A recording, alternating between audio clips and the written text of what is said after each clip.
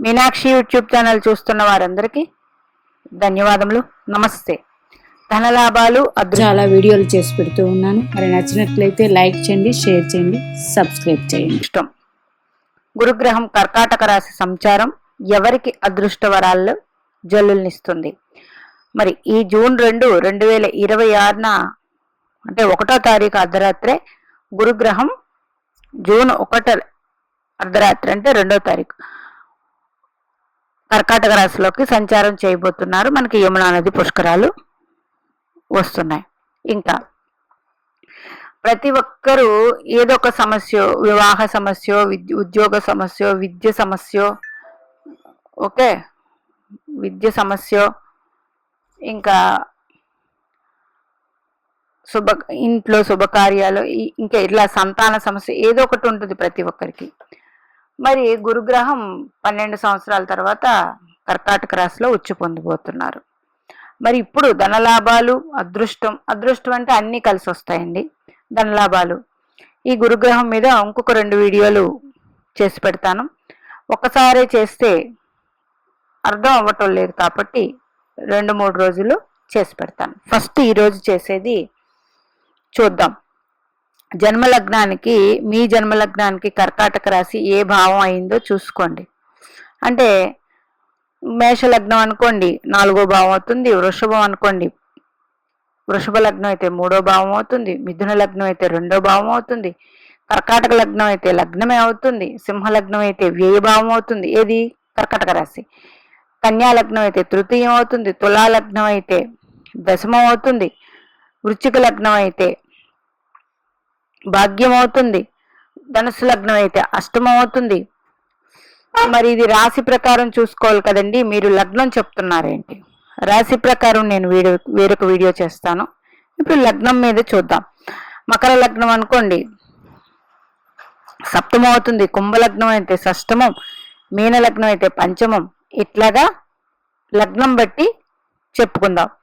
ఇప్పుడు కర్కాటక రాశిలో మీకు, మీ జన్మలగ్నం నుండి మీ కర్కాటక రాశి ఏ భావం అయినప్పటికీ, అంటే 1, 2, 3, 4 ఏ భావం అయినప్పటికీ అందులో ఏదైనా గ్రహాలు ఉన్నాయా చూడండి. కర్కాటక రాశిలో గ్రహం ఉండి ఆ గ్రహం మీదకి ఇప్పుడు గురు సంచారం రాబోతుంది. ఇది చాలా ఇంపార్టెంట్ అండి. ఇదే ఇంపార్టెంట్ సబ్జెక్టు.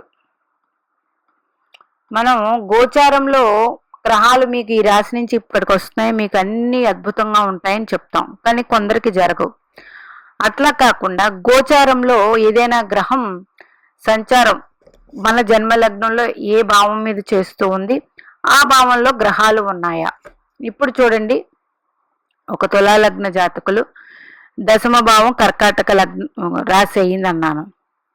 ఇక్కడ కుజుడే ఉన్నారు, నీచ పొంది ఉన్నారు అనుకుందాం. ఓకే, ఇప్పుడు సప్తమాధిపతి, ద్వితీయాధిపతి గురుడు కారకా ప్లేస్ అయింది కుజుడికి. 2, 5, 9, 11 కదా, గురుడు కారకా ప్లేస్ కుజుడికి అయ్యింది. కాబట్టి ఈ కుజుడి మీదకి గురుడు రాపోతున్నాడు. మీకు కుజ మహర్దశ జరుగుతూ ఉంటే 100% అద్భుతమైన ఫలితాలు ఉంటాయి. సప్తమ భావం సంబంధించి, కుటుంబ భావం సంబంధించి మంచి ఫలితాలు ఇస్తారు. మరి లగ్నరీత్యా పాపి కదండి గురువు అన్నప్పుడు, ఇక్కడ నైసర్గిక శుభగ్రహం గురువు సంచారం చూస్తూ ఉన్నాం కాబట్టి, ఇది మీ లగ్నానికి శుభుడా అశుభ కాదు, సంచారం చూస్తున్నాం కాబట్టి మంచి ఫలితాలు ఉంటాయి. ఇక్కడ నుంచి చతుర్థ స్థానాన్ని చూస్తున్నారు కాబట్టి గృహ విషయం, ఇంట్లో శుభకార్యాలు ఇవన్నీ కూడా ఇప్పుడు మీకు జరుగుతాయి. ఇది అంటే మీ జన్మ లగ్న రీత్యా కర్కాటకంలో గ్రహాలు ఉంటే ఇది మీరు చూసుకోండి. మాకు గ్రహాలు ఏమీ లేవండి అంటే పక్కన పెట్టండి. ఇంకా గ్రహాలు ఉండి మాకు గ్రహం మీదకి గ్రహ సంచారం రాలేదండి, కానీ గ్రహ దశ నాదొన్ని చూస్తున్నారు. అది ఎలా చూద్దాం. ఒక కుంభలగ్న జాతకులు కర్కాటకంలోకి ఇప్పుడు గురుడు వస్తారు. అంటే 1, 2, 3, 4, 5 కర్కాటకంలోకి గురుడు వస్తున్నారు జూన్ 2న. ఒక కుంభలగ్న జాతకులు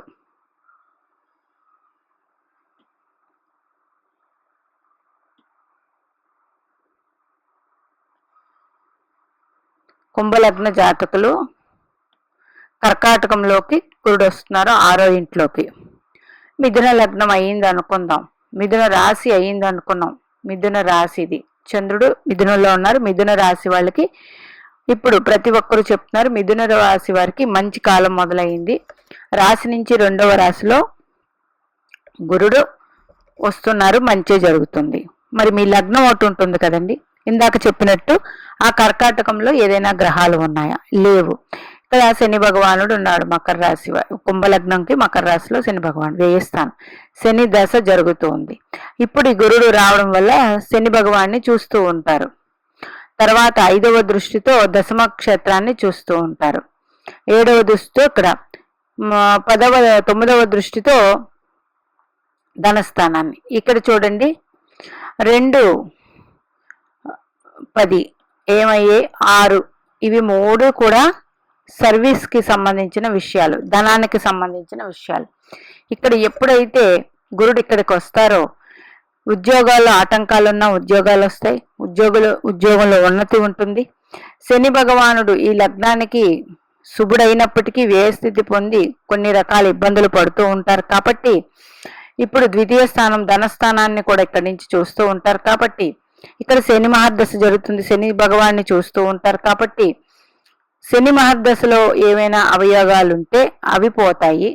ఓకే, నెక్స్ట్ కర్కాటక రాశి వృశ్చిక రాశి దశమ క్షేత్రం అయింది కాబట్టి ఉద్యోగ వ్యవహారాల్లో జయం వస్తుంది. ద్వితీయ స్థానం అంటే ధన లాభం ఉంటుంది. నెక్స్ట్ కుటుంబంలో మంచి శుభకార్యాలు జరుగుతాయి. ఇది ఈ విధంగా చూసుకుని అంటే మీకు దశానాథుడిని చూస్తూ ఉన్నా కర్కాటక రాశిలో గ్రహం వచ్చింది మీకు, అక్కడి నుంచి మీకు దశానాథుడిని కానీ అంటే ప్రజెంట్ జరిగే దశానాథుడిని చూస్తూ ఉన్నా ఆ దశానాథుడు ఏమైనా ఇబ్బందులు ఇస్తుంటే అవి ఇప్పుడు తొలగిపోతాయి. ఇది కూడా చాలా ఇంపార్టెంట్ అండి. ఈ వీడియో అర్థం అవ్వకపోతే మరొకసారి చూడండి. అంటే కర్కాటక రాశిలో గ్రహం ఉండి ఆ గ్రహం మీదకి ఈ గురుడు వచ్చి ఆ గ్రహదశ ఇబ్బందులు పెడుతుంటే ఆ గ్రహదశ యోగాన్ని ఇస్తుంది. అట్లాగే కర్కాటక రాశిలో గురుడు వచ్చినప్పుడు ఆ గురుడు ఏ ఏ భావాలను చూస్తూ ఉంటారో అందరికీ ఒకే భావాలను చూస్తారండి. వృశ్చిక రాశిని, మకర రాశిని, మీన రాశిని. ఈ 3 భావాలు మీ జన్మ లగ్నానికి ఏవైందో అందులో ఉన్న దోషాలు అవన్నీ పోతాయి గురు దృష్టి వల్ల. ఇప్పుడు ఇంకా కర్కాటక రాశిలో గురువు వచ్చినప్పుడు ఆ గురువుకి మీ జన్మ లగ్నానికి కానీ 2, 11 ఆధిపత్యాలు వస్తాయి. అది ఎట్లా అండి? ఇప్పుడు చెప్పాను కదా, కుంభలగ్నానికి 2, 11 ఆధిపత్యం వచ్చింది ఈ గురుగ్రహానికి. ఇప్పుడు ఉపచయంలోకి వచ్చారు గురుడు ఉపచయ స్థానంలోకి వచ్చారు ఈ కుంభలగ్నానికి. ఇప్పుడు 2, 11 ఆధిపత్యం వచ్చి ధనాధిపత్యం, లాభాధిపత్యం వచ్చి ఏ ఏ భావాల్ని చూస్తూ ఉంటారో ఆ భావాలు వృద్ధిలోకి వస్తాయి. ఓకేనా? ఇంకా అలా కాదండి, మాకు 5, 9 ఆధిపత్యం వచ్చింది ఇదే గురుడికి, ఇది మంచిదే. 5, 9 ఆధిపత్యం వచ్చింది, కర్కాటక రాశిలోకి వచ్చారు. 5 అంటే సంతానపరంగా బాగుంటుంది, 9 అంటే భాగ్యపరంగా బాగుంటుంది, భాగ్యం కలిసి వస్తుంది, భాగ్యాభివృద్ధి ఉంటుంది. అంటే మీకు ఏ ఆధిపత్యం వచ్చిందో మీ జన్మ లగ్నానికి గురుడికి ఆ ఆధిపత్యాల విషయంలో ఇబ్బందులు తొలుగుతాయి. అందులో 2, 5, 9, 11 వచ్చిందంటే అదే గురుడికి మరికొంత శుభత్వం ఏర్పడుతుంది. ఇట్లాగా తీసుకోండి. ఇప్పుడు కర్కాటక లగ్నం వారే ఉన్నారు, కర్కాటక రాశి వారు మంచి జరుగుతుందండి. అంటే లగ్నం మీదకి వస్తున్నారు, రాశి మీదకి వస్తున్నారు. ఏదైనా గ్రహం రాశి మీదకి వచ్చినప్పుడు అంత ఫలితాలు ఉండవు. అదే మీ లగ్నం అయ్యింది కాబట్టి లగ్నంలో గురుడు వచ్చి కర్కాటక లగ్నం వారికి షష్టాధిపతి, భాగ్యాధిపతి అయ్యారు, లగ్నంలో గురువు వస్తున్నారు.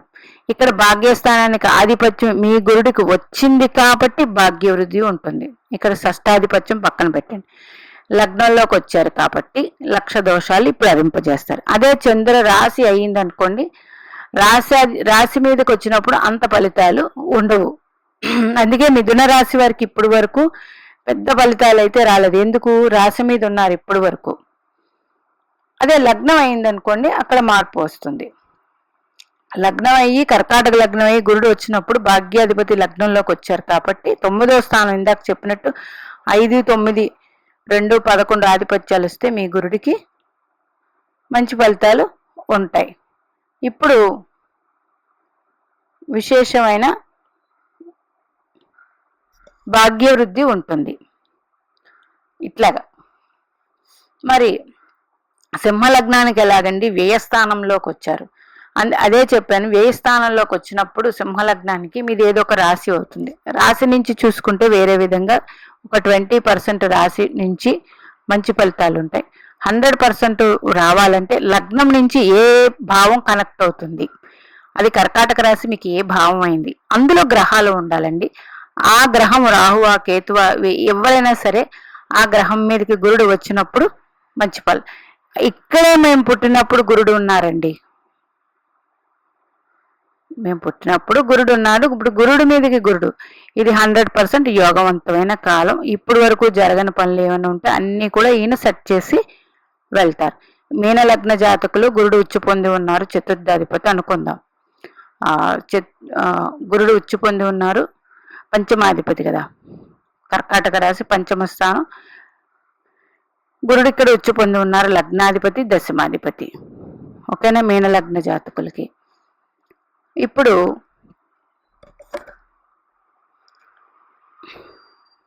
మంచి యోగకాలం. అదే కర్కాటక లగ్నం అయ్యింది, భాగ్యాధిపతి ఉచ్చు పొందడం అనేది మంచి ఫలితం. ఇలాగ ఇప్పుడు సింహలగ్నం చెప్పుకున్నాం కదా, వ్యయస్థానంలో గురుడు ఉచ్చు పొందాడు. సింహలగ్నానికి పంచమాధిపతి అయ్యి వ్యయస్థానంలో ఉచ్చు పొంది ఉన్నారు. అంటే మీకు ఫారెన్ ప్లేసెస్లో మంచి ఫలితాలు వస్తాయి. ఈ విధంగా చూసుకొని మీ పిల్లలకు కానీ మీకు కానీ ఈ విధంగా మీ ఆడపిల్లలకి వివాహం అంటే ఫారెన్ సంబంధాలు రావడం అట్లాంటివి వస్తాయి. ఇక్కడ వచ్చి పొందారు. పంచమాధిపతి అయ్యారు కాబట్టి ఇక్కడ అదే భాగ్యాధిపతి ఇప్పుడు సింహలగ్నం 9, 5, 6, 7, 8 అష్టమాధిపతి అయ్యారు. అష్టమాధిపతి కూడా అయ్యారు. సడన్గా మంచి వార్తలు వినడం, ధనలాభం, ఇవి పంచమాధిపతి కూడా అయ్యారు కాబట్టి. ఇంకా కన్యా లగ్నానికి సప్తమాధిపతి చతుర్థాధిపతి అయ్యారు. మరి పాపి అయినప్పటికీ గురుడు లాభస్థానంలో ఉచ్చు పొందారు. అంటే లాభానికి కనెక్షన్ వచ్చింది కాబట్టి మీకు సప్తమానికి సంబంధించి చతుర్థానికి సంబంధించి మంచి ఫలితాలు అందుకుంటారు. ఇంకా ఇందాక చెప్పినట్టు ఇదే గురుడు ఇప్పుడు ఇదే కన్యా లగ్నం మూడవ ఇంటి మీద దృష్టి, తర్వాత 6వ ఇంటి మీద దృష్టి, తర్వాత 8వ ఇంటి సప్తమ మీద దృష్టి పడుతుంది. ఇదే కన్యా లగ్నం వారికి, కన్యా రాశి వారికి. వీటిల్లో దోషాలుంటే పోతాయి. ఇవన్నీ ఈ విధంగా జరుగుతాయి. ధనలాభాలు, అదృష్టం గురువు అందరికీ ఇస్తారండి. ఎక్కువగా ఇచ్చేది మీకు జరిగే దశానాథుడి మీద కానీ జరిగే దశానాథుడి మీద దృష్టి పడితే 100% ఎక్కువ లాభాలు ఉంటాయి. ఇంకా రాశి నుంచి చూసుకుంటే ఇక్కడ మీ రాశికి 2లో చేస్తున్నారా, 5లో చేస్తున్నారా సంచారం, 9లో చేస్తున్నారా, 11లో చేస్తున్నారా, అది మీ రాశి నుంచి అర్థం. ఇప్పుడు మేషరాశి వారికి చతుర్థంలో సంచారం కదా, మరి అదే మీనరాశి వారికి పంచమ సంచారం అవుతుంది. లగ్నాధిపతి మీనరాశి వారికి రాశ్యాధిపతి పంచమ సంచారం మంచి ఫలితాలు ఇస్తుంది. అందుకే లగ్నం నుంచి ఒక 80% తీసుకోండి, రాశి నుంచి 20% మాత్రమే తీసుకోండి. ఎందుకంటే మనకి అక్కడ ఏవైనా గ్రహాలు కనెక్ట్ అయితే ఆ గ్రహ దోషాలు పోతాయి, ఆయా విధాల పనులు అవుతాయి. ఇప్పుడు ఇది మకర రాశి వారికి సప్తమంలో గురుడు వచ్చారు కదండి. ఇప్పుడు మకర రాశి వారికి మకర రాశి అనుకుందాం, సప్తమ గురుడు. ఇదే గురుడు మీ జన్మ లగ్నానికి పంచమాధిపతో, ద్వితీయాధిపతో, భాగ్యాధిపతో, లాభాధిపతి అయ్యారు అనుకోండి. ఇక్కడ రాశి మీది, మీరు ఏదో లగ్నంలో పుట్టి ఉంటారు. అప్పుడు ఆటలు అన్నీ కూడా క్లియర్ అవుతాయి. ఇదే కర్కాటక రాశులు ఇలా వచ్చినప్పుడు ఇక్కడ ఏదైనా గ్రహం ఉంటే ఆ గ్రహ దశ బాగుంటుంది. ఇదే కర్కాటక రాశిలో గురుడు వచ్చారు కాబట్టి సప్తమ గురుడు కాబట్టి రాశి నుంచి సప్తమ గురుడు కాబట్టి వివాహాలు అవుతాయని చెప్తారు. అలా కాకుండా 100% చెప్పేది జన్మ లగ్నం నుంచండి. ఏదైనా గ్రహ దృష్టి ఉందా, మీకు జరిగే దశానాథుడి మీద దృష్టి ఉందా, దశానాథుడి మీద గురుగ్రహం సంచారం వచ్చిందా, శుభగ్రహం కాబట్టి మరింత 100% శుభాలు మీకు చేకూరుతాయని చెప్పగలం. రాశి నుంచి అయితే ఒక 20% ఎందుకు అనేది